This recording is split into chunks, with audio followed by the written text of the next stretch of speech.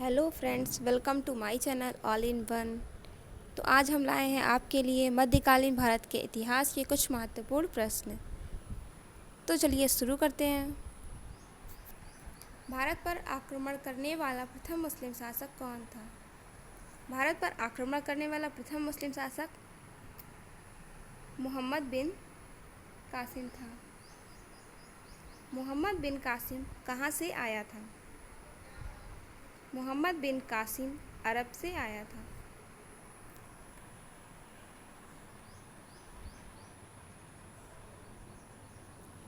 उसने भारत के किस क्षेत्र पर हमला किया था?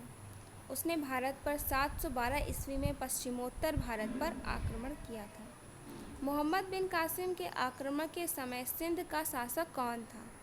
मोहम्मद बिन कासिम के आक्रमण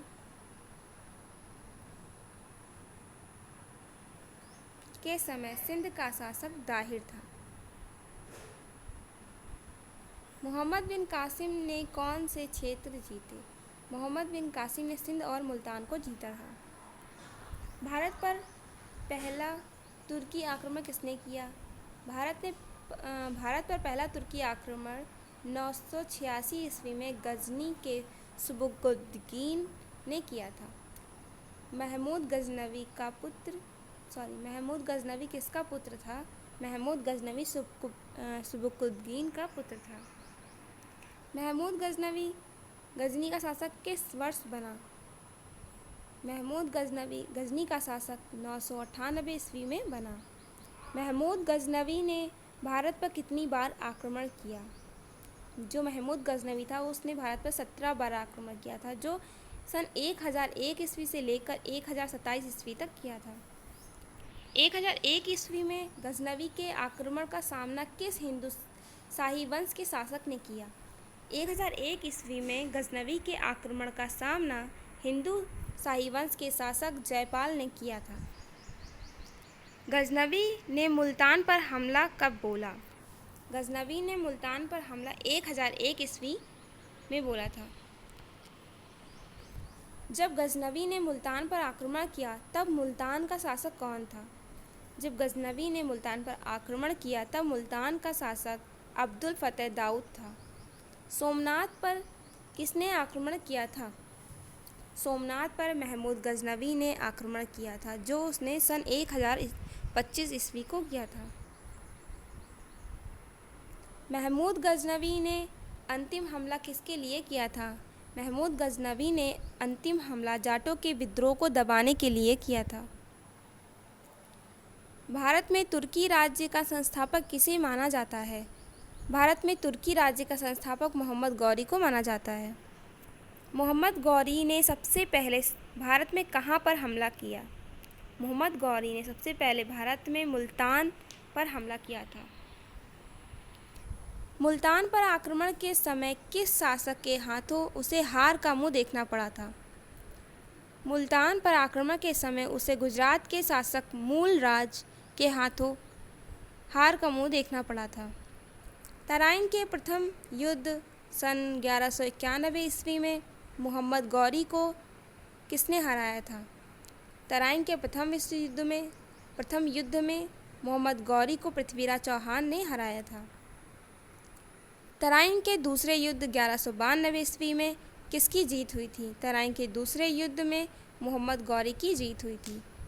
पृथ्वीराज चौहान को बंदी बनाकर मोहम्मद गौरी कहाँ ले गया? पृथ्वीराज चौहान को बंदी बनाकर मोहम्मद गौरी अफगानिस्तान ले गया था।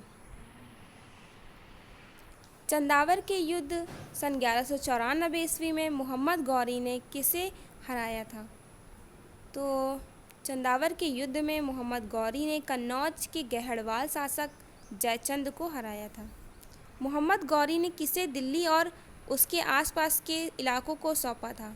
मोहम्मद गौरी ने कुतुबुद्दीन ऐबक को दिल्ली और उसके आसपास के इलाकों को सौंपा था। किसने नालंदा और विक्रमशिला को नष्ट कर दिया था? बख्तियार खिलजी। यह मोहम्मद गौरी का सेनापति था जिसने नालंदा और विक्रमशिला को नष्ट कर दिया था। बख्तियार खिलजी कैसे मारा गया? 1206 ईस्वी में खोखरों के साथ युद्ध में खिलजी मारा गया था। गुलाम वंश। गुलाम वंश के दौरान कुतुबुद्दीन ऐबक ने कुतुबी इल्तुतमिश ने शमसी और बलबन ने बलबनी शासन की नींव रखी थी। गुलाम वंश को और किन नामों से जाना जाता है? गुलाम वंश को इलबरी, ममलुक और दास वंश के नाम से भी जाना जाता है, जिसमें से ज़्यादातर हम लोगों ने दास वंश का ही नाम सुना है। दिल्ली का पहला तुर्क शासक किसे माना जाता है? दिल्ली का पहला तुर्क शासक कुतुबुद्दीन ऐबक को माना जाता है। किसकी मृत्यु के बाद कुतुबुद्दीन ने स्वयं को लाहौर का स्वतंत्र शासक घोषित किया? मोहम्मद गौरी की मृत्यु के बाद कुतुबुद्दीन ऐबक ने स्वयं को लाहौर का स्वतंत्र शासक घोषित किया। किस सेनापति की मदद से कुतुबुद्दीन ने बंगाल को अपने अधीन किया? कैमाज रूमी सेनापति की मदद से कुतुबुद्दीन ने बंगाल को अपने अधीन कर लिया था। कुतुबुद्दीन ने बंगाल का सूबेदार किसे नियुक्त किया? कुतुबुद्दीन ऐबक ने बंगाल का सूबेदार अली मर्दन खां को घोषित किया था, नियुक्त किया था। कुतुबुद्दीन ऐबक की कुतुब मीनार की ऊंचाई कितनी है? कुतुब मीनार की ऊंचाई 234 फुट है। दिल्ली में कुव्वत उल इस्लाम मस्जिद और अजमेर में 2.5 दिन का झोपड़ा किसने बनवाया था? दिल्ली में कुव्वत उल इस्लाम मस्जिद और अजमेर में 2.5 दिन का झोपड़ा कुतुबुद्दीन ऐबक ने बनवाया था। कुतुबुद्दीन ऐबक का मकबरा कहाँ स्थित है? कुतुबुद्दीन ऐबक का मकबरा लाहौर में स्थित है। कुतुबुद्दीन ऐबक की मौत के बाद किसे दिल्ली का शासक बनाया गया? कुतुबुद्दीन ऐबक की मौत के बाद आराम शाह को दिल्ली का शासक बनाया गया। इल्तुतमिश को किसने शासक बनाया? इल्तुतमिश को दिल्ली के अमीरों ने शासक बनाया। तुर्कान ए चहलगानी क्या है? 40 तुर्क सरदारों का एक दल। इसे इल्तुतमिश ने बनाया था। इल्तुतमिश के शासनकाल में किसने पश्चिम उत्तर भारत पर आक्रमण किया? मंगोल शासक चंगेज खान ने इल्तुतमिश के शासनकाल में पश्चिम उत्तर भारत पर आक्रमण किया था। इल्तुतमिश ने किसे बंगाल का गवर्नर नियुक्त किया? इल्तुतमिश ने हुसामुद्दीन को बंगाल का गवर्नर नियुक्त किया था। किसने उज्जैन पर आक्रमण कर महाकाल मंदिर को लूटा? इल्तुतमिश ने उज्जैन पर आक्रमण करके 1234 और 35 ईस्वी में महाकाल मंदिर को लूटा था। इल्तुतमिश ने कौन सी व्यवस्था लागू की? इल्तुतमिश ने एकता व्यवस्था को लागू किया था। उसने किस नाम के सिक्के चलाए थे? उसने जीतल एवं टांका नाम के। रजिया सुल्तान 1236 से 1240 ईस्वी तक। इल्तुतमिश ने अपनी ही बेटी रजिया सुल्तान को उत्तराधिकारी बनाया। रजिया दिल्ली सल्तनत की पहली और अंतिम महिला शासक थीं। 1236 ईस्वी में वह दिल्ली की गद्दी पर बैठी। रजिया बेगम ने जलालुद्दीन याकूत को अमीर ए आखुर नियुक्त किया था। भटिंडा के सूबेदार अल्तुनिया से रजिया ने शादी की। इसी बीच इल्तुतमिश के एक पुत्र बहराम शाह ने सत्ता हथिया ली और भटिंडा से दिल्ली आते वक्त रजिया एवं अल्तुनिया की हत्या कैथल के निकट कर दी गई। इतिहासकार मिन्हाज उस सिराज के मुताबिक रजिया एक स्त्री होना उसके पतन का कारण था। जलालुद्दीन फिरोज खिलजी दिल्ली की गद्दी पर कब बैठा? जलालुद्दीन फिरोज दिल्ली की गद्दी पर 1290 ईस्वी में बैठा। सुल्तान बनने से पहले जलालुद्दीन क्या था? सुल्तान बनने से पहले जलालुद्दीन बुलंदशहर का इफ्तादार था। नवीन मुसलमान किसे कहा गया? दिल्ली में बसने वाले मंगोलों को नवीन मुसलमान कहा गया।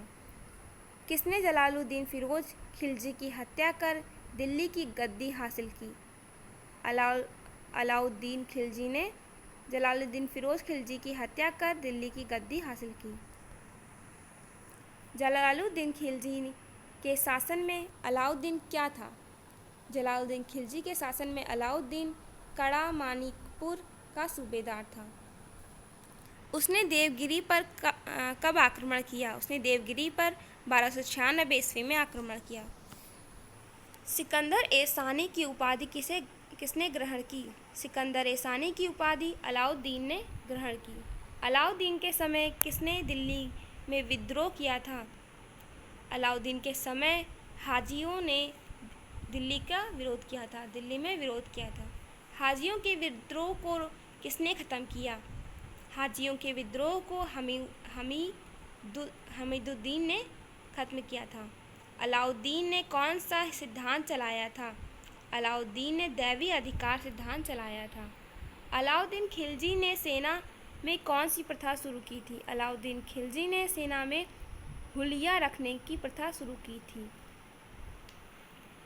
खिलजी वंश के घोड़ों को दागने की पद्धति किसने शुरू की?